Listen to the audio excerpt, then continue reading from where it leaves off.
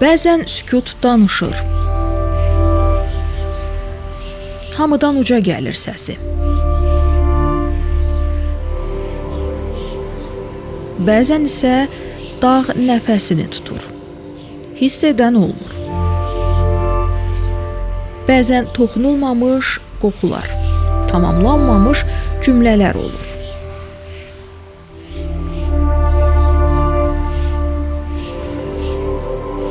Torpaq altında da izlər var. Bastırılmış amma sağ. Su. Su həyatdır, amma axmırsa səbəbi var. Dua yarımçıq qalıbsa, dua edən susturulub. Məscidin daşları arasında keçmiş gizlənir. Baxır. Danışmır. Adlar da itib, silinib yaddaşlardan, amma baxışlar qalıb. Daşların üzərində, qapıların arxasında, yaxınlarının hafizəsində, bütöv xalqın yaddaşında, amma qalıb. Bu yerləri xəritədə görmək olar. Amma burada yaşananlar xəritəyə sığmır. Kimi bu dağları yalnız təbiət kimi görür. Kimisi isə bu dağlara özünü, yaxınlarını, keçmişini, hətta gələcəyini də dəfn edib.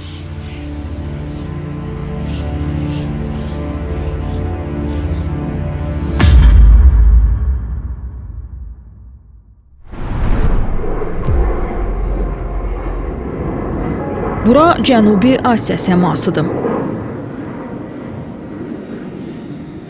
Bir xeyli cəhd etdikdən sonra Pakistanın Allama İqbal Lahor hava limanına eniş etdik. Hindistan-Pakistan münaqişəsi yenidən başladıqdan sonra günlərlə Pakistana, ən əsası isə Kəşmir və Cammuya səfər etməyi hədəfləmişdik. Lakin bu coğrafiyada hava məkanının raket zərbələri səbəbilə bağlandığı üçün səfərimiz mümkünsüz hala gəlmişdi. Maraqlısı odur ki, Hindistanın üzərində təyyarələr hərəkət edirdi. Amma Pakistanın hava məkanı tam məhdudlaşdırılmışdı.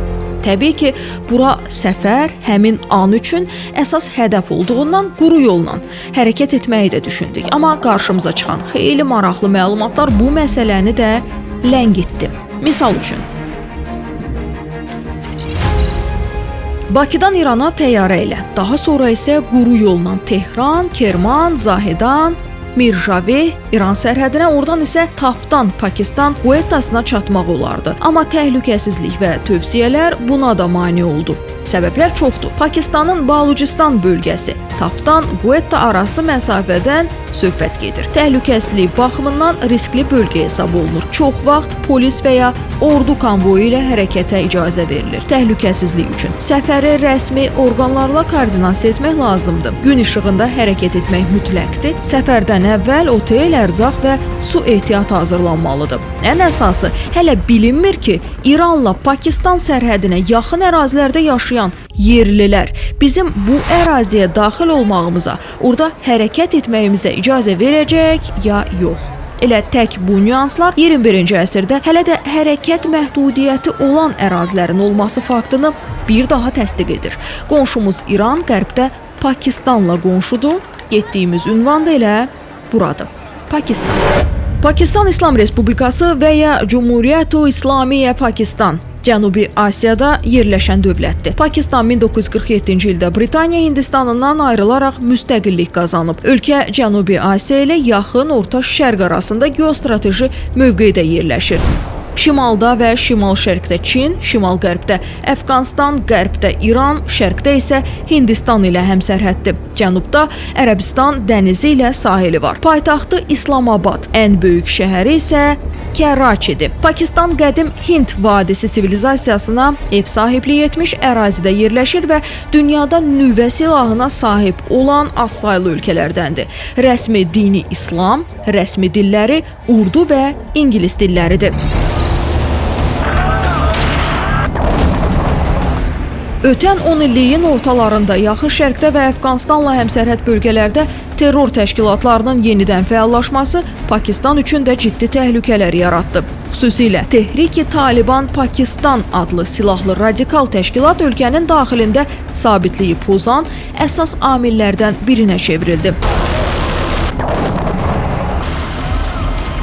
Əfqanistandakı Taliban hərəkatının 2021-ci ildə yenidən hakimiyyətə gəlməsi Pakistanla sərhəd bölgələrində adı çəkilən qrupun güclənməsinə səbəb oldu. Ölkənin şimal-qərbində Kayber, Paxtunxva və Baluchistan bölgələrində baş verən hücumlar, intihar aksiyaları, həmçinin şiə azlıqlarına qarşı yönəlmiş zorakılıqlar Pakistanın daxili təhlükəsizlik strategiyasını dəyişdirməyə vadar etdi.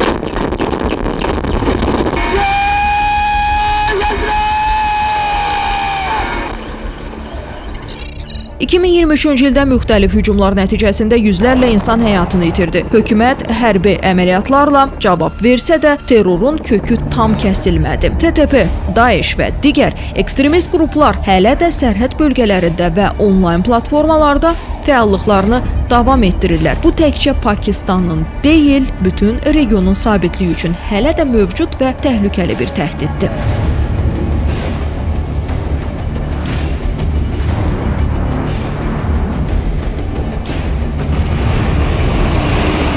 Lakin indi bölgədə tarixi münaqişə daha qlobal, daha həssasdır.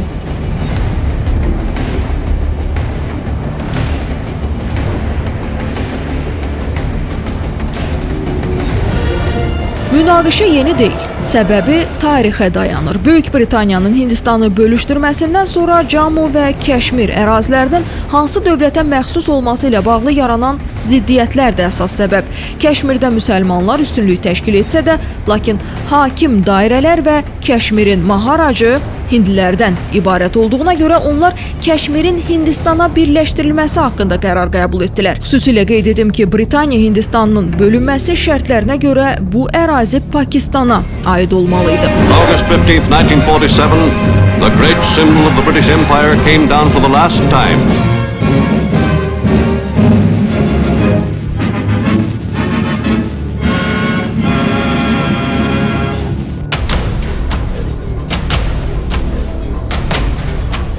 Böyük Britaniyanın tərk etdiyi Hindistanda knyazlıqlara seçim hüququ verildi. O vaxt Hindistana birləşmək, Pakistana qoşulmaq ya da müstəqillik. Cammu və Kəşmirin taleyi isə iki dövlət arasında ilk böyük qarşıdurmanın fitilini yandırdı.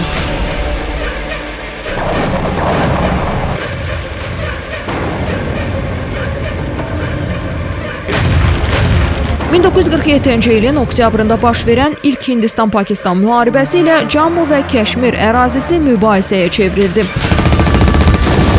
Pakistan qüvvələri azad Kəşmiri elan etdi. Hindistan isə Srinagara qədər irəliləyərək əraziyə nəzarət etməyə başladı. Döyüşlər, itkilər, dağıntılar və nəticədə atəşkəs. Kəşmirin 60% Hindistana, 40% Pakistana qaldı. 1965-ci ildə Kəşmir yenidən od tutdu. I am speaking to you tonight under the threat of war in Kashmir, which is being forced on us by India.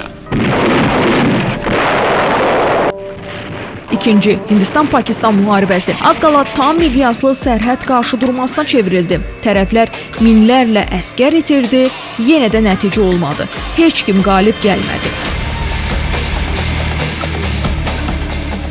Bu dövrdə Kaçpanı səhrası üzərində də gərginlik alovlandı, lakin bu dəfə Böyük Britaniyanın vasitəçiliyi ilə münaqişə diplomatik yolla həll edildi. 900 kvadrat kilometrlik ərazi Pakistana verildi.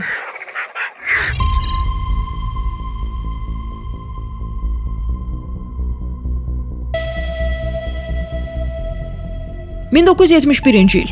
Şərqi Pakistan. Bu dəfə mübahisə coğrafi deyil, etnik və siyasi idi. Pakistan ordusunun sərt əməliyyatları, milyonlarla qaçqın, minlərlə insanın ölümü və Hindistanın birbaşa müdaxiləsi.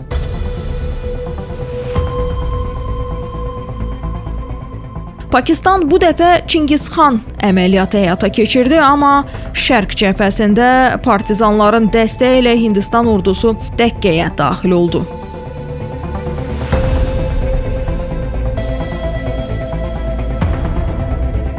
...16 dekabr 1971. Pakistan generalları təslim sənədinə imza atdı. Yeni dövlət Bangladeş müstəqilliyini elan etdi. Bu, Hindistan və Pakistan arasında 3-cü müharibənin sonu oldu.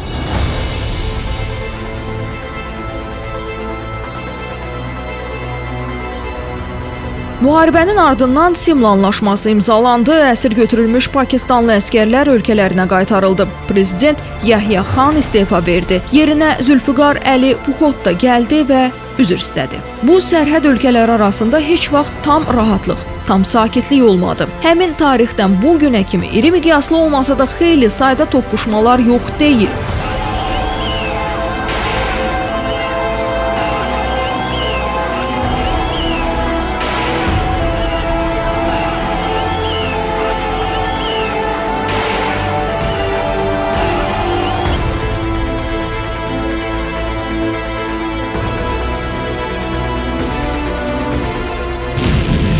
Növbəti isə aprel ayında 2025-ci ildə baş tutdu. Bura təcili səfər səbəbimiz də elə budur. 4 günlük münaqişə 22 aprel 2025-ci ildə Hindistanın Pahalgam şəhərində 26 turistin həyatını itirdiyi terror hücumundan sonra baş verdi. Hindistan bu hücumun məsuliyyətini güya Pakistanın dəstəklədiyi militant qrupların üzərinə atdı. Səbəbsiz və faktsız.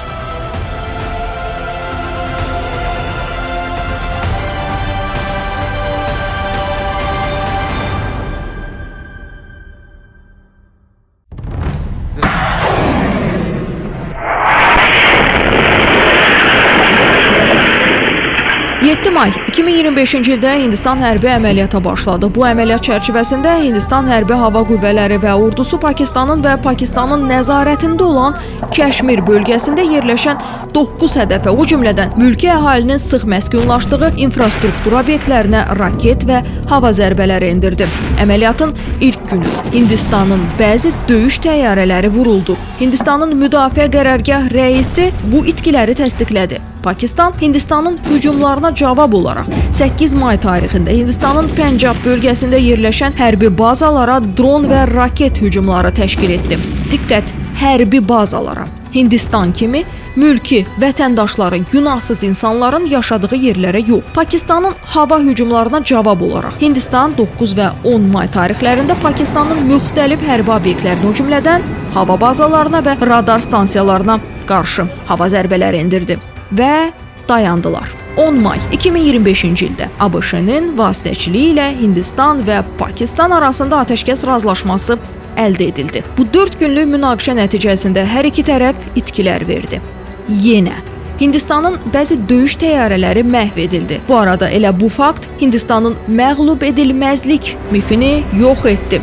Hindistan və Pakistan arasında davam edən gərginliyin və Kəşmir məsələsinin həllinin nə qədər vacib olduğunu bir daha göstərdi bu münaqişə. Elə bax bu səbəbdən də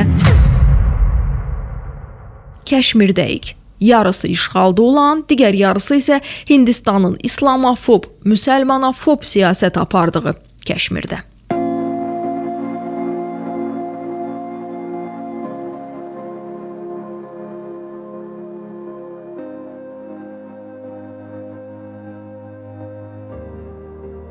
Bura Kəşmirdir. Himalay dağının ətəyində yerləşən, tarix boyu müxtəlif imperiyaların ələ keçirmək istədiyi, amma heç vaxt sona qədər fəth olunmayan bir ərazi. 1947-ci ildə Hindistan və Pakistan müstəqillik qazandıqdan sonra bu ərazi iki ölkə arasında bölündü, amma tam bölünə bilmədi. Amma 2019-cu ildə Hindistan Cammunun və Kəşmirin statusunu ləğv edəndən sonra Kəşmir demək olar ki, münaqişənin və hətta müharibənin ocağına çevrildi. Günümüzün reallığında təəssüflər olsun ki, Hindistan hələ də Kəşmirin bir hissəsini işğalda saxlayır və mütəmadi olaraq atəşə tutur.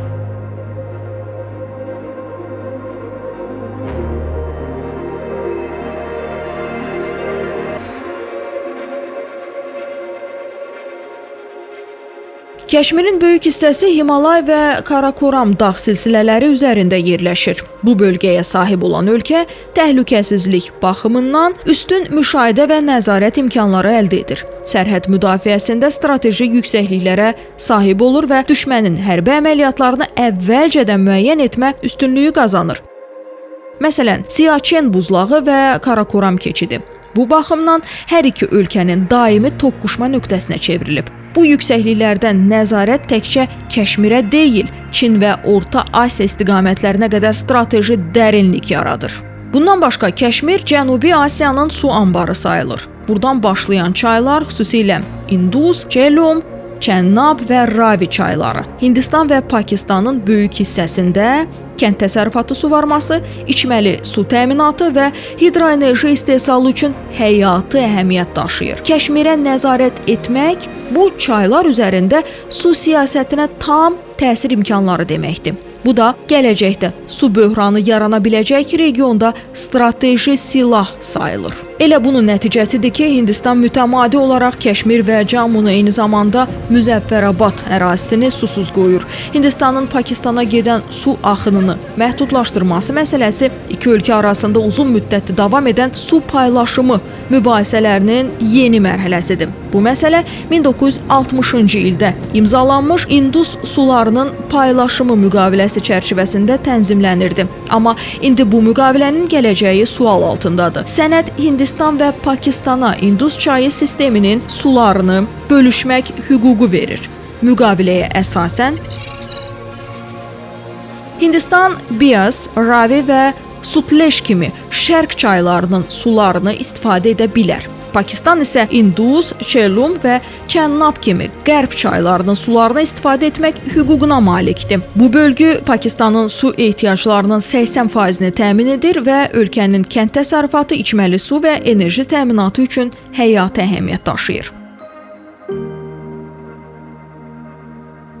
Müqavilənin dayandırılması Hindistanın qərb çayları üzərində daha çox nəzarət əldə etməsinə və su axınlarını tənzimləməsinə imkan yaradır. Amma fakt faktlığında qalır. Hindistanın atdığı bu addım birbaşa regionun, daha dəqiq desək, Pakistan xalqının humanitar böhranına hesablanmış addımdır. Pakistanın su ehtiyatlarının böyük hissəsi Hindistandan gələn çaylardan asılıdır çünki müqavilənin dayandırılması və su axınlarının məhdudlaşdırılması 1. Kənd təsərrüfatına zərbə vurur, 2. İçməli su çatışmazlığını artırır, 3. Enerji istehsalına ciddi təsir edir. Çünki hidroelektrik stansiyaların fəaliyyəti su axınlarından asılıdır. Su səviyyəsinin azalması enerji istehsalını azaldır. Bu fakt beynəlxalq hüquqa zidd olduğu və regional sabitliyi poza biləcəyini bildirsə də, Hindistanın baş naziri Modi başqa cür düşünür. पानी और खून भी एक साथ नहीं बह सकता.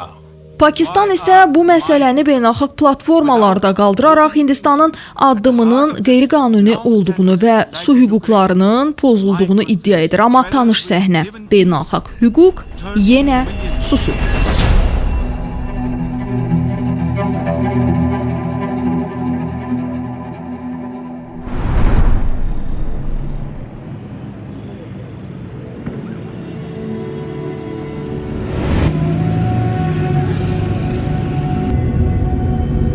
Hadisələrin cərəyan etdiyi mərkəzə gəldik. Pakistan xalqının hansı əziyyətləri çəkdiyini görmək üçün.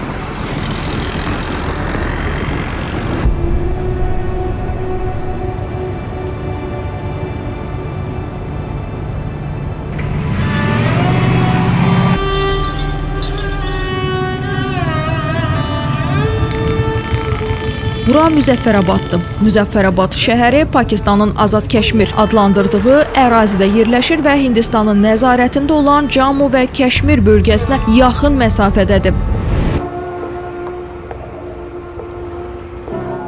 Ərazi geostrateji baxımdan mühüm əhəmiyyət daşıyır. Bu səbəbdən tarix boyu bir neçə dəfə hərbi qarşıdurmaların və zəlzələlərin mərkəzi olub. Əhalisinin böyük əksəriyyəti müsəlman olan şəhərdə əsasən Hindko, Urdu və Puştu dillərində danışılır. Bura suyun kəsilməsindən əziyyət çəkən ərazilərdən biridir. Elə bəlkə də birincisidir.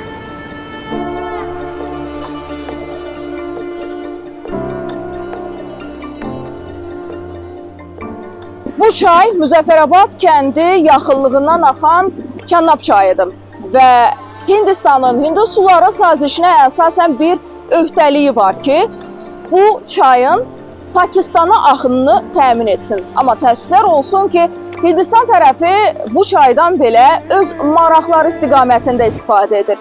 Yəni, hansısa bir münaqişə, hansı ki, özləri yaradırlar regionda, o baş verdiyi halda çayın qarşısı alınır və Hindistandan Pakistana gələn su axını dayanır.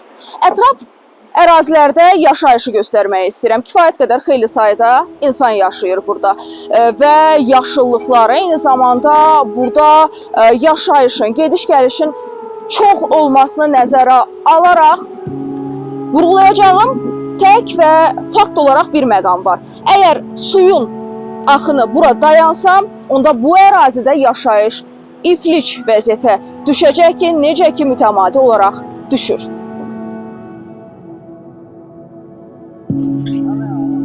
Burada əhali düz axan çayın ətrafında yaşayır. Bura üçün bu çay yaşam mənbəyidir. Yəni su olmayanda bu ərazilərdə həyat da dayanır. Hindistan hər dəfə suyu bağlayıb açanda buranı sel aparır. Alətlər xarab olur su gələndə. Bu sel suyu çox ziyan verir. Hər şey, bütün yollar, bax elə bu bazara qədər yuyub aparır. Çox yerlərdə dağıntı oldu bu son dəfə. Sonra o gün bir çox şeylər qırılıb tökülüb. Çox su gəldiyinə görə ciddi təhlükə yaranır. Hər yerdə yollar bağlanır. Maşınlar keçə bilmir, yolda qalır. İnsanlar çox çalışqandır. Kəndliyik. Nə iş görə bilərik ki? Bacarıqlıdır burada yaşayanlar. Kənd təsərrüfatı ilə məşğul olanlarımız da çoxdur. Susuz bu işdə dayanır. Ona görə də hər kəsin ayrıca bir peşəsi də var. Bu şəxsi yolun kənarında gördüm. Sakitcə bizi izləyirdi. Bizi bir də çayın axınını, müsahibə almaq istədiyimi deyəndə isə gülümsədi. Düşünürdü ki, onların başına gələn faciələr heç kimi maraqlandırmır. Təəccübünü gizlədə bilmədi. Danışdıqları isə biraz öncə dediklərimin tam əksidir. Mən düşünürdüm ki, bu mövzu heç kimə maraqlı deyil. Bəli, suyu kəsirlər. Qanuna zidd olaraq bunu edirlər. Amma kəssinlər. Bunun bizə heç bir təsiri yoxdur. Heç kim bir dəfə belə səsini çıxardıb narazılıq etmədi. Ordumuz onlara cavab verdi. Bir daha etsələr, yenə cavab verəcəyik. Bəli, dediklərimin tam əksi. Bu xalq mərddir. Suyun kəsilməsi həyatlarını iflic etsə də, yenə də öncə vətən deyirlər. Qonşularımız zalımdır, sərhədə yaxın yaşayırıq. Bura çox yaxındır Hindistana. İlk münaqişədə bax, elə bu kənd hədəf alınır. Bura bizim evimizdir. Evimizi atıb hara gedə bilərik. Ölsək də burada qalacağıq. Kəndlilərdən bir nəfər belə buranı tərk etməyib. Bizim üçün təhlükə yaranmışdı. Amma Allah Teala bizə mərhəmət göstərdi. Bir qədər sakitlik dindi. Sadəcə Allaha min dəfə şükür, zalımların dərsini verdi ordumuz. Bura əsasən sərhəd bölgəsidir. Buranın hamısı təhlükəli ərazidir. Allah hamımızı qorusun. Allah özü mərhəmət eləsin. Biz kasıb insanlarıq, məzlum insanlarıq. Gündüz çalışırıq, əziyyət çəkirik, axşam isə uşaqların yanına qayıdırıq. Bizi hədəf almaq, öldürmək Hindistana nə verə bilər? Bu sadəcə vicdansızlıqdır.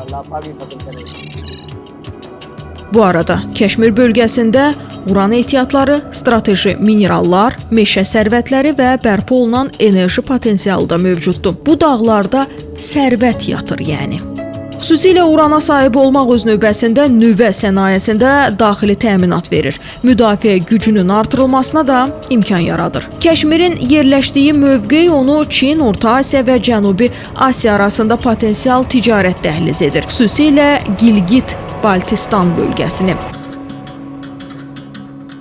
Çin-Pakistan iqtisadi dəhlizi layihəsində bura mühüm yer tutur. Dağ keçidləri və tunellərlə ticarət və ordu hərəkət üçün logistik üstünlük verir. Bu, həm də regional güc balansını dəyişdirməyə imkan verir. Keşmirə sahiblik bir ölkənin yalnız sərhəd təhlükəsizliyi deyil, geosiyasi nüfuzunun təməl göstəricilərindən biri kimi qəbul olunur.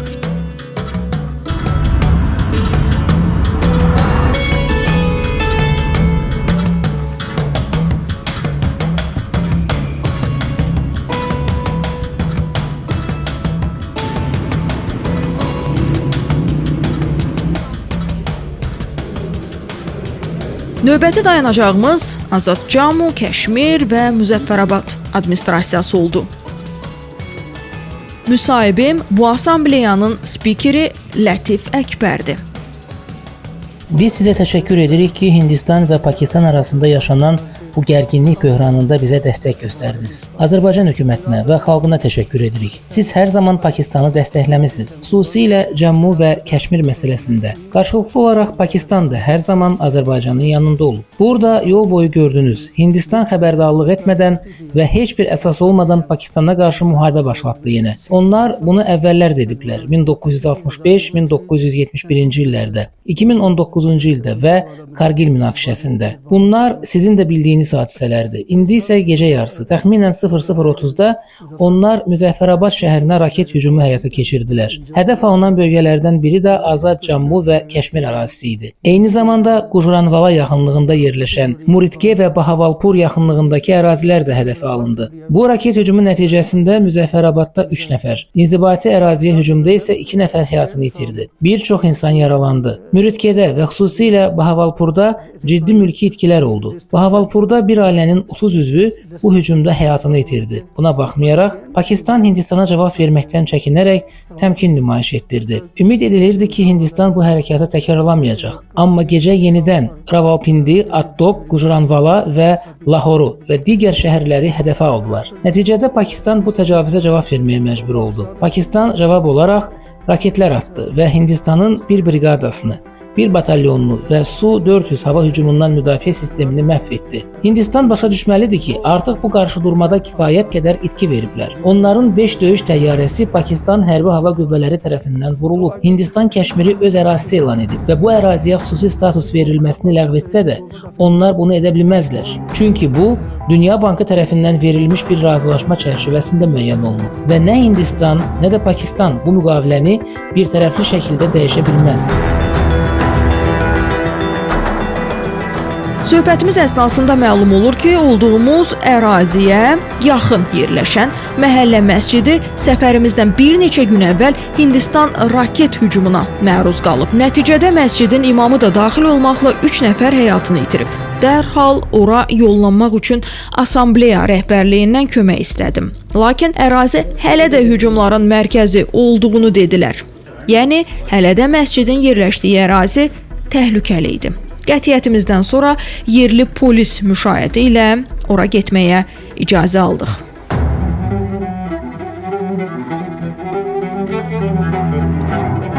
Əraziyə çatanda öyrəndim ki, sən demə məscidə birləşik, 80 uşaqlıq körpələr evi də hədəfə alınıb həmin gün. Eyni zamanda düz yaxınlıqda yerləşən evlərdən biri də partlayış nəticəsində dağılıb. İçərisində yaşayanlardan biri həyatını itirib, digəri yaralanıb. Bu qızın 14 yaşı var. Həmin gün raket zərbəsi nəticəsində başından, qarın boşluğundan və qolundan yaralanıb. Partlayış baş verəndə evdə idim. Dəhşətli səs gəldi. Sonra nə olduğunu xatırlamıram.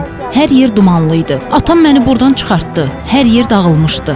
Təxminən hadisədən 10-20 dəqiqə sonra məni buradan aşağıdakı polis bölməsinə, oradan da xəstəxanaya apardılar. Hə, ağrı var, amma çox az iz qalıb. Yaxşı olmağa çalışıram. Yerimək və oturmaq çətindir. Dərindir qəlpənin yarası. Müharibə çox əziyyət verir. Biz bunu tez-tez yaşayırıq bu ərazilərdə. Vururlar bu ərazini tez-tez. Həmin gün dəhşətli idi. Evdəki hamı narahat idi. Gecələr indi hamı yatanda bir adam oyaq qalır. Birdən yenə hücum olar deyə. Bilirsiniz, mənim onlara sözüm var. Demək istəyirəm ki, Hindistan qorxaqlıq etdi. Hücumu arxadan, gecə hamı yatanda etdi. Əgər qarşı-qarşıya gəlsəydi, biz də görərdik nə olur.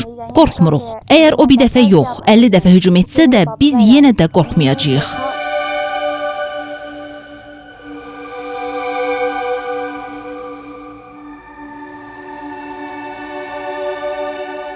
Bura isə 80 nəfərlik körpələr evidir.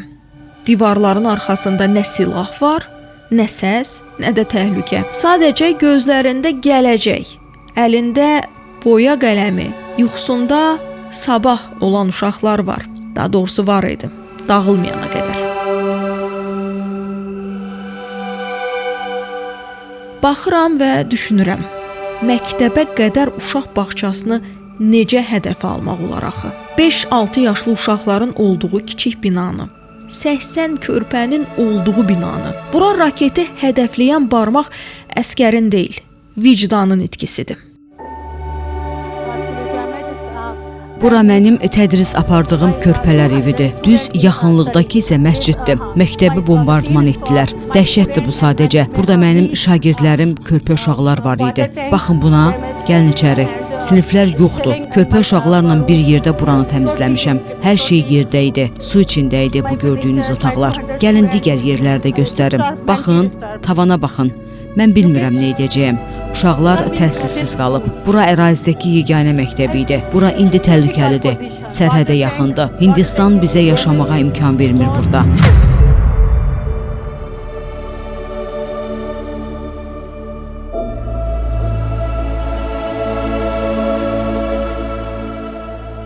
Orada olanda ağlımda tək cümlə var idi. Bunlar çəkilməməli idi. Heç baş verməməli idi. Çünki uşaqlar müharibənin tərəfi deyil. Çünki uşaqlar heç vaxt hədəf ola bilməz.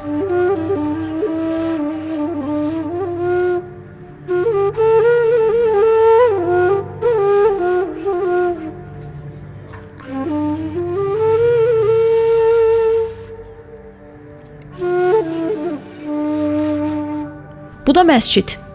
Kiçik məhəllə məscidi. Yenə məscid. Yenə müsəlmanlar hədəfə alınıb. Divarları dağılıb. Minbəri yanıb. İçində huzur yoxdur bəlkə də. Sadəcə dərin bir istirab qalıb. Bura bir məsciddir. Daha doğrusu bir vaxtlar dua yeri idi. Burada 3 nəfər səcdədə ikən öldürülüb. Silah yox idi. Söz yox idi. Sadəcə alın torpağa dəyirdi. Yəni bu torpaq üçün dua edilirdi. Amma torpaq bu dəfə dua edənə cavab verə bilmədi. Bir dəfə bir video görmüşdüm. Bir insan səcdədə idi, tam yerin üstündə. Yanına vəhşi bir heyvan yaxınlaşdı. Yaxınlaşdı və dayandı. Gözlədi. Heç toxunmadı belə. Getdi. Çünki təhlükəni tanıyırdı, amma səcdəni yox. Səcdədə olan insana heyvan hücum etmədi yəni. Çünki səcdədə olan insan silah tutmur. Yalnız təslim olur. İndi isə sual budur. Bunu heyvan anlayırsa, bəs insan necə anlamır? Səcdədə olan insanı vurmaq nə siyasətə sığır, nə torpaq davasına, nə də insanlığa. Bu insanlığın dibidir sadəcə.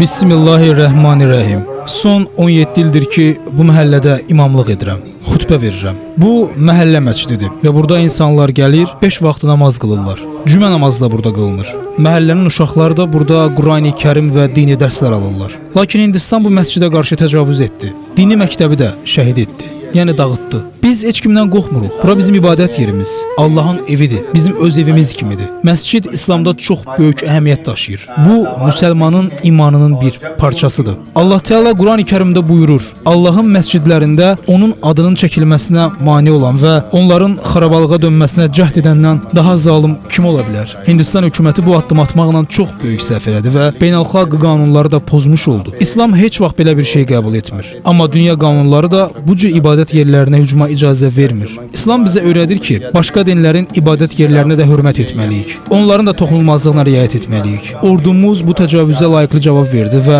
onlara göstərdi ki, bizim məscidlərimiz sahibsiz deyil.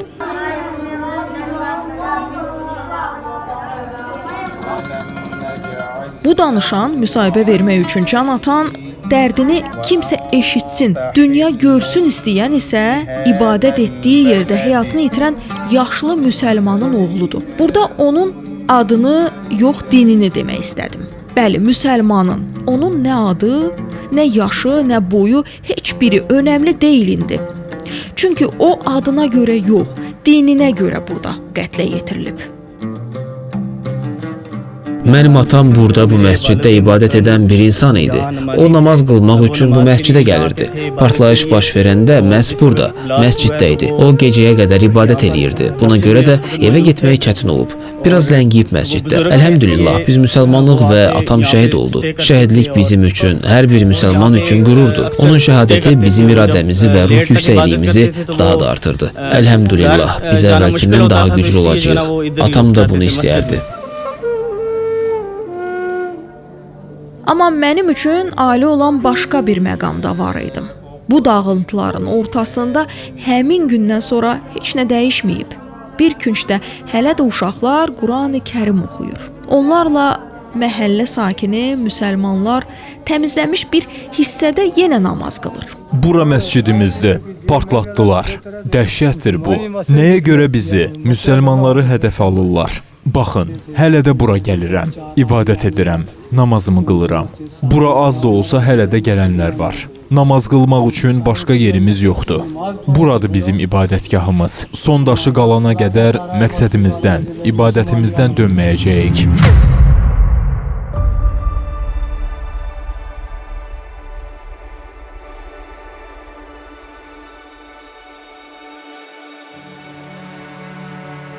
Bəzən dəmir dağılır, amma inanc sarsılmır. Çünki məscid dörd divar deyil, qəlbdə olan hüzurdur. Hindistanda da saysız hesabsız müsəlmanlar var, amma Hindistan hakimiyyəti hələ də bu aliliyi anlamayıb görünür. Onlar dərk etmirlər ki, dağıtdılar, amma səcdəni söndürə bilmədilər. Onlar qırdılar, amma bir bismillah yenə başlanğıc oldu.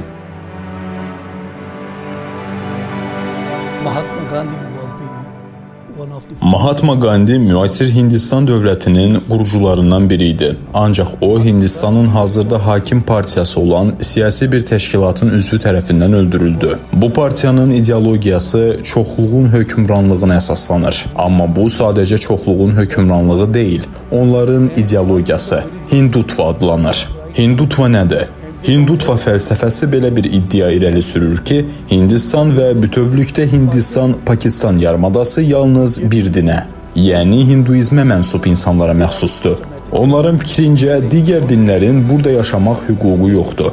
Bu ideologiya faşist bir yanaşmadır və məhz bu səbəbdən Bharatiya Janata Parti və RSS təşkilatları Hindistanda sistemli şəkildə təkcə müsəlmanlara deyil, xristianlara, zərdüştilərə və digərlərinə qarşı da zorakılıqlar törədir. Tarixi baxımından Kəşmir müsəlman əhalisinin üstünlük təşkil etdiyi bir ərazi olub.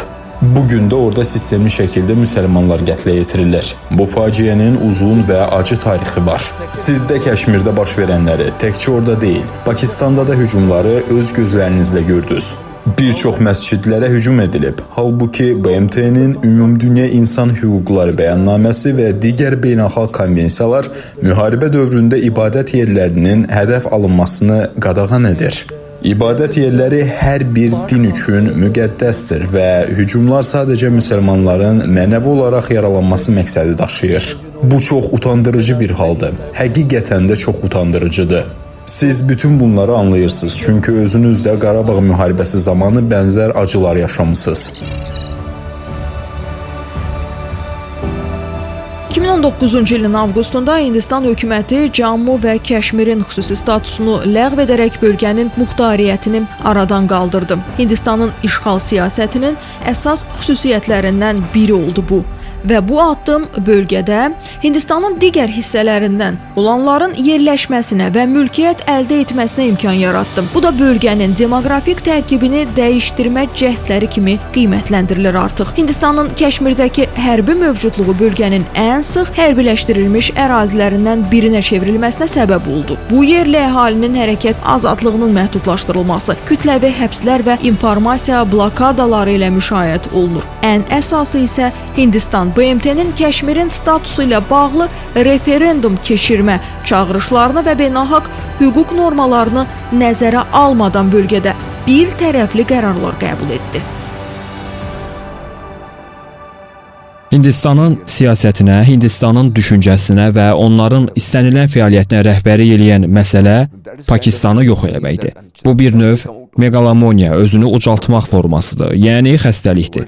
Onlar bu düşüncədən çıxmadıqca sülh olmayacaq. Pakistan bir reallıqdır və bu reallıq çox yaxın keçmişdə açıq şəkildə sübut etdi.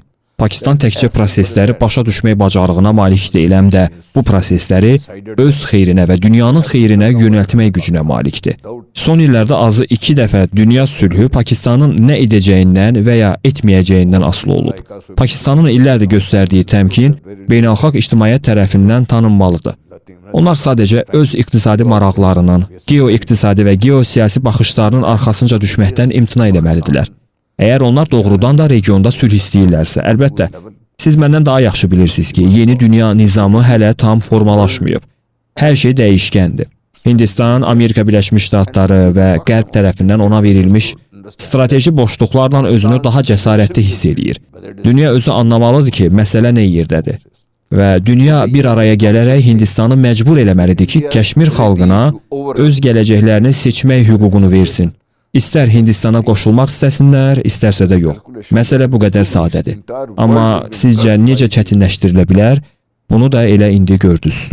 Siz sülhə inanırsınız? Əlbəttə ki, mən sülhə inanıram. Sülhdə yaşamaq istəyirəm. Yəni, sülhü əskərdən yaxşı kim anlaya bilər ki? Mən müharibələrdə olmuşam, döyüşlərdə iştirak eləmişəm. Pakistan qurulandan bu yana bu münaqişə bir şəkildə daim davam eləyir. Yaxınlarda baş verən bir hadisəni də qeyd eləmək istəyirəm. Hindistan ordusu qərar verdi ki, Filqaonda baş verən hadisəyə görə Pakistan məsuliyyət daşıyır. Halbuki, bununla bağlı heç bir sübut yox idi. Biz bu işin içində uzun illər olan insanlar dərhal başa düşdük ki, Hindistan nəyə hazırlaşır. Və insanlar da hazır idi. Onlar düşünürdülər ki, gecə saatlarında Pakistana təzyiq göstərərək onu diz çöktürmək olar. Onu Hindistan gücünə tabe eləmək olar. Yəni, necə bu qədər saf və sadəlöv ola bilərlər? Bizim müdafiə büdcəmiz böyük deyil. Açıq desəm, hamımız bunun azlığından gileylənirik. Amma bu məhdudiyyətlər içində Pakistan illərlə özünü elə inkişaf elətdirib ki, onun dinamik güc strukturu bu yaxınlarda bütün dünyaya özünü göstərdi. Biz sülh istəyirik. Onlar isə işğal.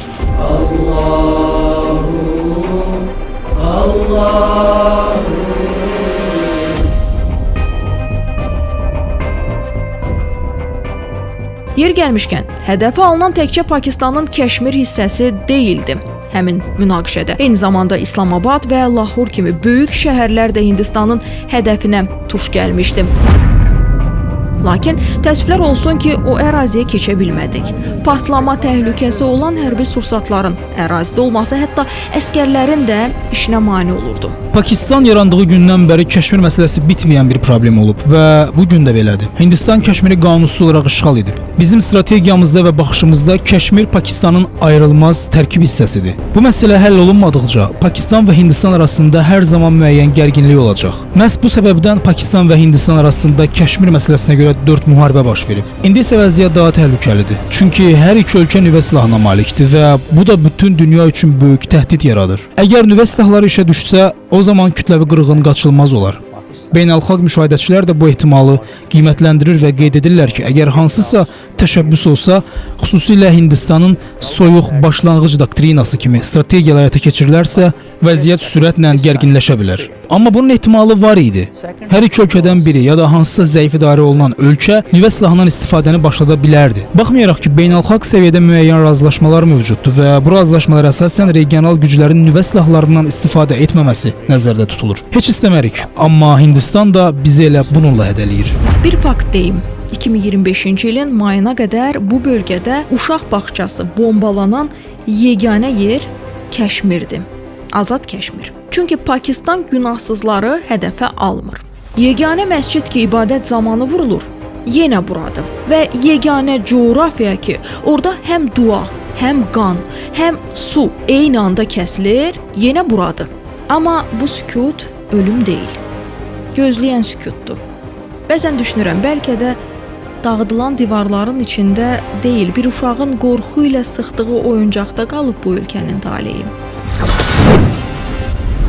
Bəlkə də biz heç torpaq davası da görmürük burada. Vicdan müharibəsinin ortasındayıq. Silahlar dayananda bitmir bu hekayə. Çünki bitir, başlayır, yenə bitir. Amma tam yox. Sona kimi yox. Çünki ədalət gəlməyəndə sülh olmur. Kameranı söndürmək istəmirəm. Çünki hələ səcdə tamamlanmayıb. Bölünmüş cənnət təkcə Kəşmirin adı deyil. Bu insanlığın öz içində parçalanma xəritəsidir.